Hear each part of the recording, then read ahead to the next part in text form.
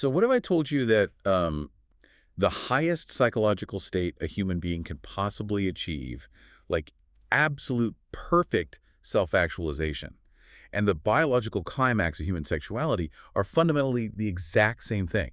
Just, think about that for a second.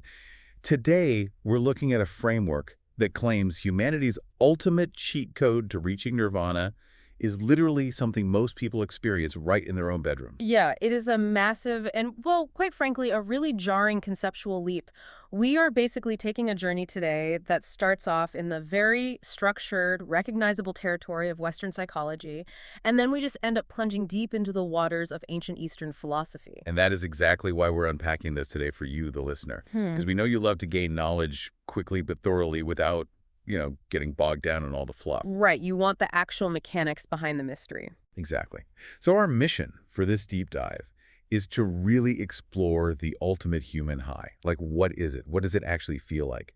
And how does our source for today, which is an essay titled The Peak Experience and Bliss State of Life, written by Su Feng and translated by Treasure in September 2011, how does it connect that visceral physical thrill to the eternal bliss of nirvana? Well, to even begin to understand that connection, we have to first establish what this high actually looks like on paper. And Su Feng anchors the opening of this essay in the work of the American psychologist Abraham Maslow. Oh, right. Like anyone who's taken a Psych 101 class probably remembers Maslow for his hierarchy of needs. Exactly, the famous pyramid. Right, where you have your basic survival needs like food and shelter Right. at the very bottom, and you basically can't move up until those are met. Precisely. And at the very top of that pyramid, the absolute pinnacle of human psychological development is self-realization. It's considered the highest need of life.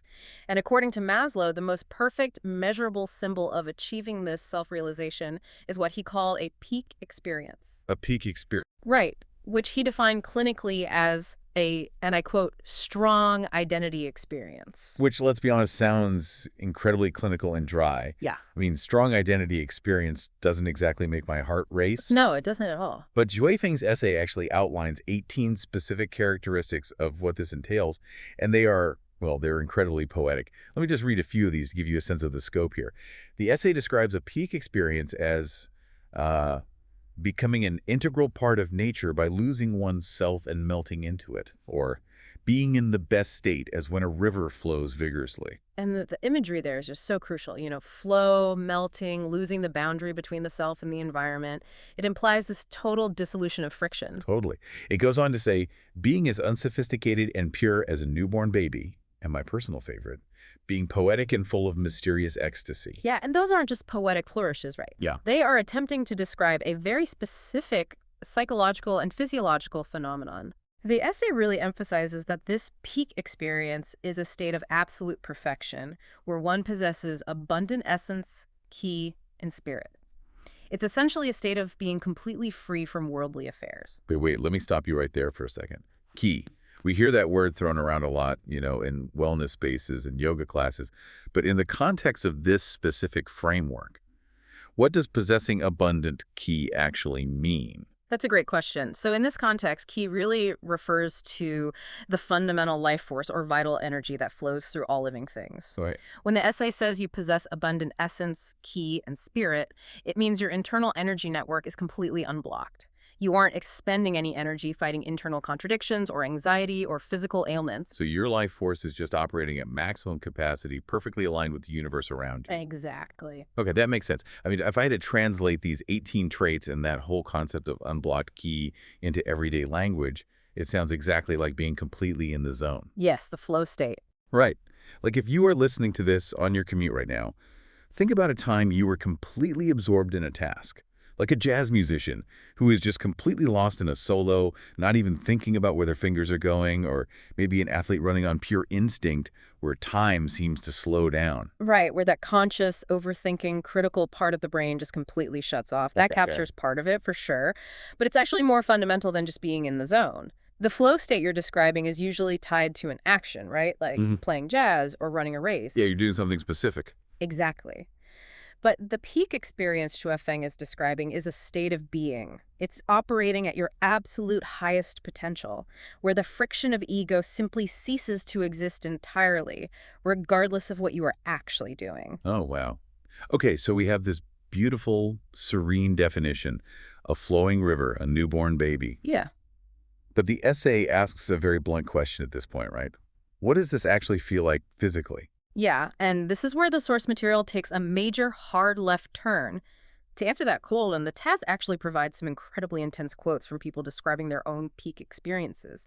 I'm going to read a few of these to you, and I want you to just really listen to the language being used here. Oh boy, okay, go for it. All right, one person says it feels like, and I quote, a sudden gush of roaring fire, strong, devouring, wonderful. Roaring fire. Yeah.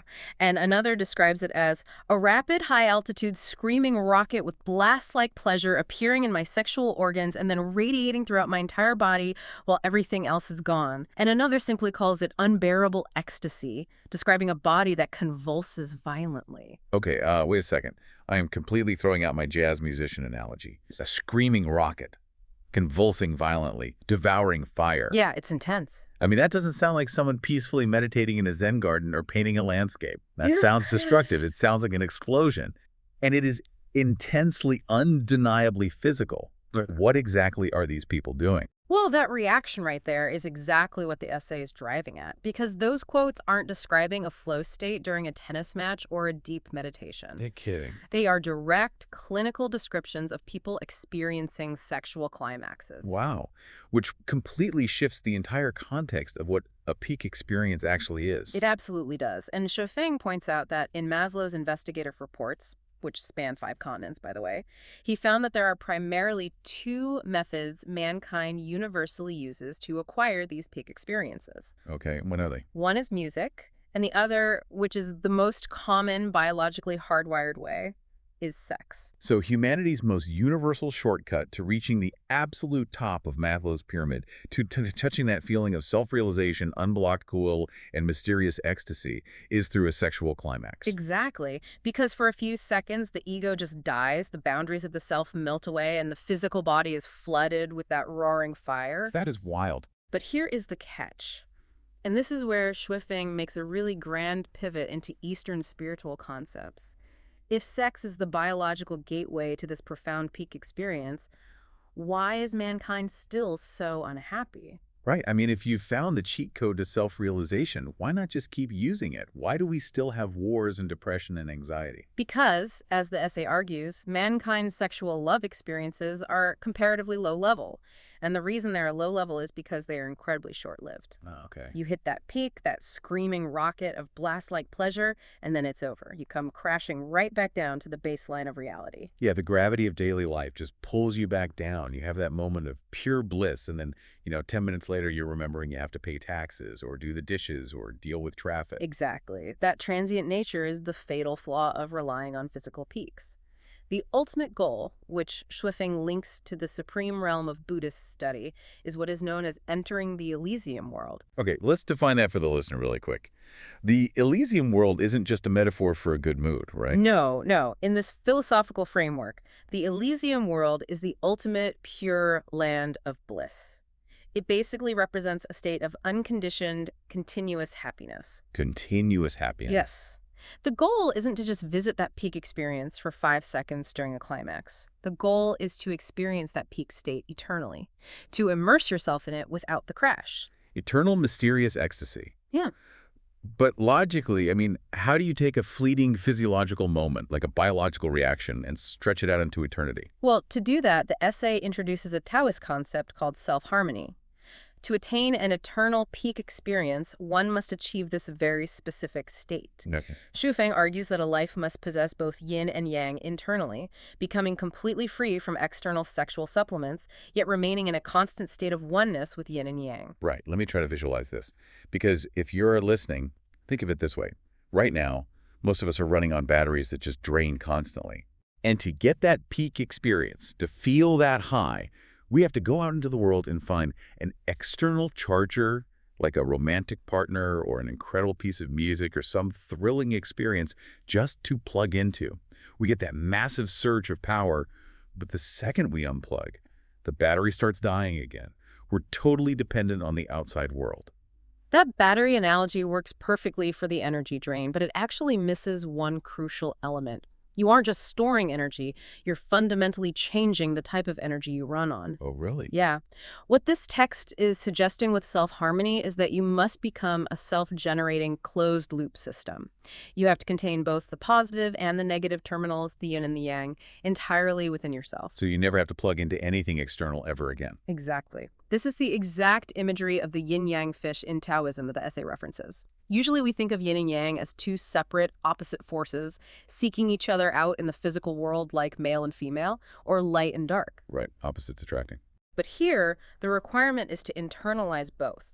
When you achieve that internal oneness, the external supplement just becomes completely irrelevant. You become the source of your own continuous peak experience. Okay, that sounds amazing in theory, being a self-generating battery of eternal bliss. But if relying on an external charger is our default biological state, how do we physically rewire ourselves to be a closed loop? Because honestly, it sounds impossible. I mean, the essay doesn't just leave this as a thought experiment, does it? Oh, no, it doesn't. Shifeng actually provides a very specific four-step blueprint for achieving this self-harmony. But he warns that it is an enormous, complex, and systematic project of self-refinement. I bet. Yeah. So the four strict requirements are, first, you must deweed your soul garden completely. Second, you must pay back all your debts from all of your past lives. Oh, okay. Third, you must accumulate enough merits and virtues in heaven. And fourth, your consciousness must descend to the perfect state like a celestial being or Buddha. Just a light, breezy weekend to-do list. I mean, let's actually break these down because I don't want to just list them off. Let's look at paying back debts from past lives. In the context of this philosophy, what is the actual mechanism there? Like, how do you pay a debt from a life you don't even remember? It's really all about karmic friction. In this framework, every single action has a reaction across lifetimes. If you have harmed someone, manipulated someone, or taken more than you gave, you essentially carry that energetic debt. And that debt weighs you down. Precisely. That debt creates internal friction. You cannot be a perfectly flowing river of qua if you are carrying the heavy boulders of past karma. So paying it back means actively choosing selflessness, enduring hardships without resentment, and balancing the energetic scales until your soul is practically weightless. Which ties perfectly into that first step, to weeding your soul garden. I just love this phrasing because it implies extreme mental landscaping. You can't just take some shears and trim the leaves of your ego or your desires. Right, because if you just trim a weed, it grows back the next time it rains. Exactly. You have to get your hands dirty, dig deep into the soil of your psyche, and just rip the roots of desire and attachment out entirely. That is a critical distinction. It requires a fundamental uprooting of the things that tie you to the temporary physical world. And what's fascinating is that the essay details a real-world application of this entire philosophy. Wait, really? A real-world application? Yes. Shofeng explains that he actively guides individuals, whom the text refers to as Chanyuan celestials, in a physical community called the New Oasis for Life. So this isn't just a book he wrote. It's a physical environment designed around these exact principles. Exactly. According to the source, the location, the planning, and the physical building of this New Oasis for Life were meticulously designed to fulfill these exact four tasks.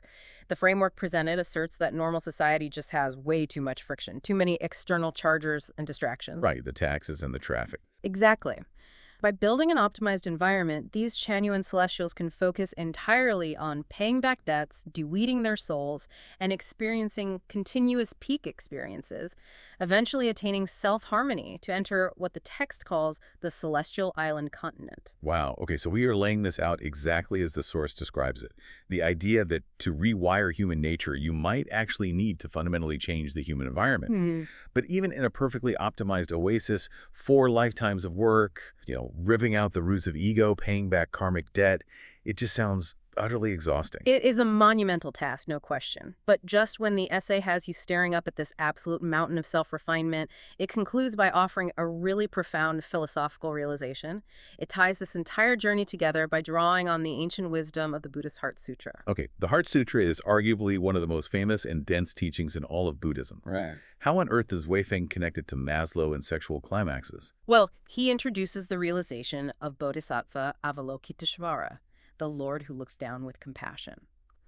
Through profound wisdom, the Bodhisattva realized that all forms, feelings, thoughts, behaviors, and cognitions are only illusions. Okay, I have to push back here because this is where my brain starts to hurt. Let's connect this back to section 2, those really visceral quotes. Right. The sudden gush of roaring fire, the screaming rocket.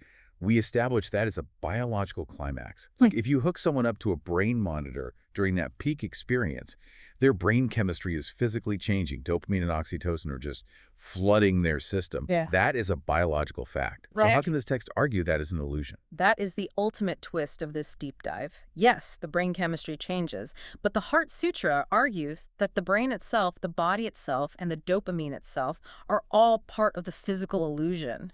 Suefeng argues there is no real birth or death, no real defilement or purity. All of our physical perceptions, what we see, hear, smell, and yes, even what we feel during the most intense, earth-shattering peak experiences, are essentially tricks. Tricks. Yes, they are temporary physical phenomena that mislead the eternal consciousness. So humanity spends its entire existence chasing that temporary high, seeking out that physical screaming rocket, completely unaware that we are essentially just chasing a mirage. Exactly. A really common Buddhist metaphor is mistaking the reflection of the moon in a pond for the actual moon up in the sky. When you chase a physical climax, you are essentially diving into the water to grab the reflection. Oh, wow. You might feel water, you might splash around, but you will never actually hold the moon. Overcoming the fear of letting go of these illusions, leaving this distorted sensory world behind, is what actually leads to nirvana. Right. The bodhisattva moved beyond all suffering because he stopped relying on temporary physical inputs to define reality. It's a total paradigm shift. You don't attain eternal bliss by taking a physical feeling and stretching it out forever.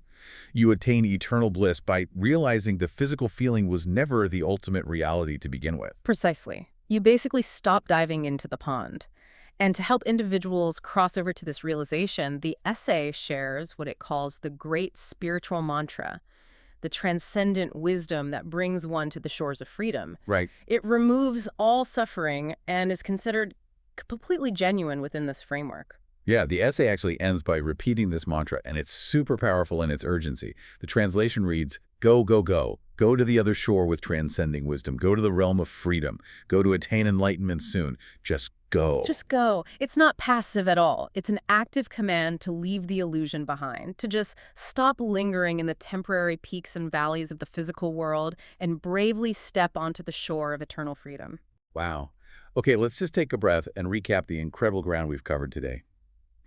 We started with Abraham Maslow's clinical psychological traits of a peak experience, that feeling of unblocked ki and perfectly flowing essence. Right. Then we dove headfirst into the intensely physical reality that for most of humanity, this peak is reached through the biological mechanism of a sexual climax. And from there, we explored the fatal flaw of that physical climax, which is its agonizing transience. Which, of course, led us to the Taoist solution of self-harmony, the need to internalize the yin and yang, deweed the soul garden, and pay back karmic debt so you basically no longer rely on external sources for your joy. Exactly. We looked at how Swifeng applies this practically with the Chanyuan celestials in the new Oasis for Life. And finally, we arrived at the profound, reality-bending Buddhist realization of the Heart Sutra, that everything we've been desperately chasing, even our highest physical feelings, are ultimately just reflections in the water. It really is a remarkable synthesis of Western psychology, human biology, Taoist mechanics, and ancient Buddhist wisdom. It really makes you stop and evaluate your own daily life. If you are listening to this right now, I want you to reflect on your own patterns. Like how much of your daily energy, your time, your money, your emotional bandwidth is spent chasing after short-lived external peak experiences? Yeah. And how much energy do you actually spend cultivating internal self-harmony? Are you constantly looking for an external charger, or are you doing the hard, quiet work of de-weeding your own soul garden? It really is the difference between a life of constant craving and a life of absolute unshakable peace. It really is. And as we wrap up today's deep dive, I want to leave you with one final provocative thought to mull over. We started this whole conversation talking about how hard it is to capture that ultimate human high. But if the Heart Sutra is right, and the most intense, mind-blowing physical sensations we can possibly feel are ultimately just illusions, could it be that true eternal bliss is only possible the exact moment we stop trying to feel anything at all?